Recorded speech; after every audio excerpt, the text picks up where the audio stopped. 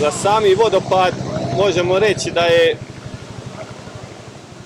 netaknuta oaza u kamenu ili on je prirodni biser u ovom dijelu Hercegovine.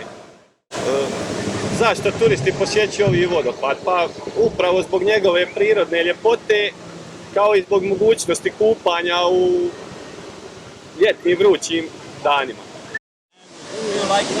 Yeah, of course. It's beautiful.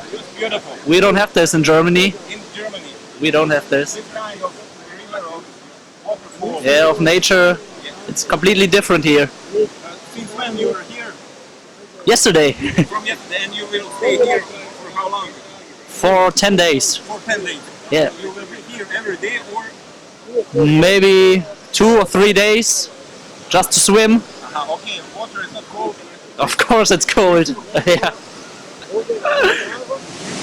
Vodopad Kravica se nalazi u mjestu Studenci koje je udaljeno 5 km od grada Ljubuškoga.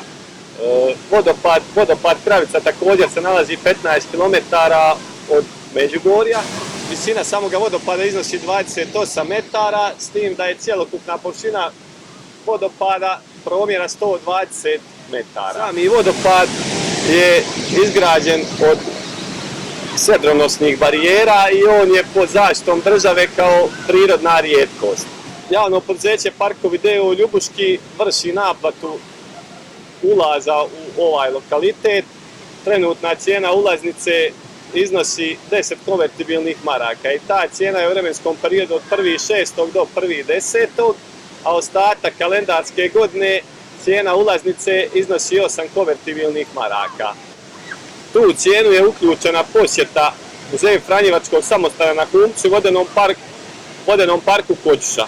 Također, uz sami vodopad se nalaze mnogobrojni restorani gdje imamo bogatu gastronomsku ponudu, kao i nudi se vožnja kajacima i kanuima.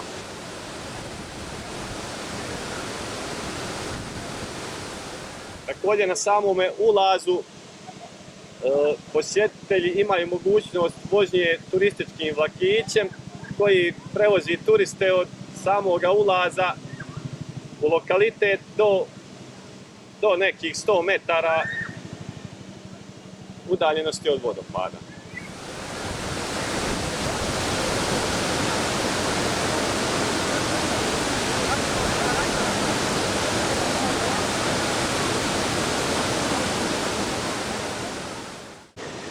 Omjer posjetitelja 70%, možda čak i više su strani gosti, a 30% su domaći gosti iz Bosne i Hercegovine. Od stranih gostiju najbrojniji su Poljaci, Italijani, turisti iz arapskih zemalja, Česi, Mađari, turisti iz susjedne Republike Hrvatske.